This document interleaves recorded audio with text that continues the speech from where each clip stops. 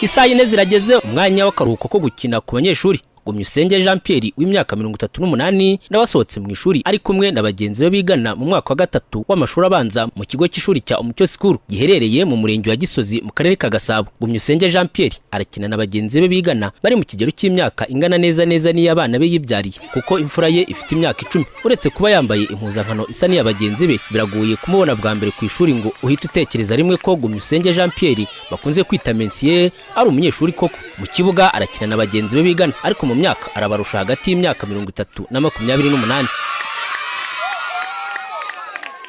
Akaruhuko ko gukina kararangiye. Gumyusenge Jean Pierre na bagenzi be 17 bigana basubiye mu ishuri. Gumyusenge yicara ku ntebe y'inyuma mu ishuri. Birashoboka ko agize uwo yicara imbere mu bo bigana yamukingiriza. Mwarimu w'isomo ry'icyongereza arinjiye. Gumyusenge na bagenzi be bahagurukiye rimwe baramusuhuza mu cyubahiro gisanzwe gihabwa umwarimu mu ishuri. Gumyusenge aragira uruhare mu isomo aho mwarimu abajije aragaragaza umuhate mu gusubiza. Nyuma y'isomo uyu munyeshuri uruta kure bagenzi be yatubwiye impamvu nyamukuru yatumye afata umwanzuro wo gusubira mu ishuri nyuma y'imyaka 20 arivuyemo kubera ubushobozi bw'umuryango, nubwo hari impamvu zirenze yagiye kutubwira. Bagenzi be ndavuga abanyeshuri bigana nabo batunguwe no kubona bigana n'umuntu mukuru, ndetse hari abari bazi ko ari mwarimu wabo. Icyakora bamukundira uburyo abafasha mu kiruhuko gusubiramo amasomo no kubakebura igihe batanye. Niyo nshuti Marika w'imyaka 10 na Sano Mugisha Hussein w'imyaka 8 ni abanyeshuri bayobora abandi mu ishuri Gumyusenge yigamo, ubwo nawe baramuyobora. Naho nayishimira Mugisha Agape Peace yicarana ku meza amwe na Gumyusenge mu ishuri. Ndamubaza ati umunyeshuri arambwira ati ko n'umwisha nshaka guseka cyane uko narenze ko abantu biyara abantu bafite imyaka mitoya, narenze ko wenda ari nk'umutisha batuzaniye akidufasha gusubiramo amasomo no gukora homework. Twaravuga ati sura umuntu ureshya kuri yariga tunafata nka papa wacu. Mu myaka hafi 2 amaze yiga mu mashuri abanza kandi akuze, Bwana Gumyusenge Jean Pierre aracyahura n'abamuca intege bamubwira ko ibyo arimo ari ugutigiye.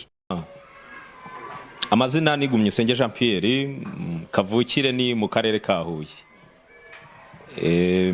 Naje Kigali muri 2002. Ntangira nkora akazi ko mu rugo, nkakora imyaka igeze muri 3-4. Icyo nzirikana n'ukuntu nakoze akazi ahantu amezi 3 bampemba 2,000. Bivuze ngo ku kwezi buriya ni nka 640 naba narakoreraga. Nkomerezeho cyangwa mpite nigira mu ishuri? Nkomerezeho gatoya. Maze imyaka, uyu n'umwaka wa kabiri. Ubundi natangiye 2019. Muzi ko corona yaje isanga abana twariteguraga gukora ikizamini. Natangiye 2019. Ubwo urumva kugeza uyu munsi imyaka igiye kuba 3. Ariko nahereye mu wa kabiri, ubundi mu wa gatatu.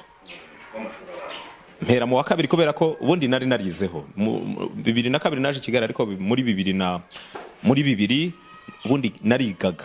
Ngarukira mu wa gatatu icyo gihe. Niga iwacu mu cyari yo ngiyo. Icyatumye nkenera kuza gusubira ku ishuri nuko narebye ibintu twigaga icyo gihe, ndeba nibyo abo bari kwiga, sanga harimo intera ndende cyane umuntu atakambuka.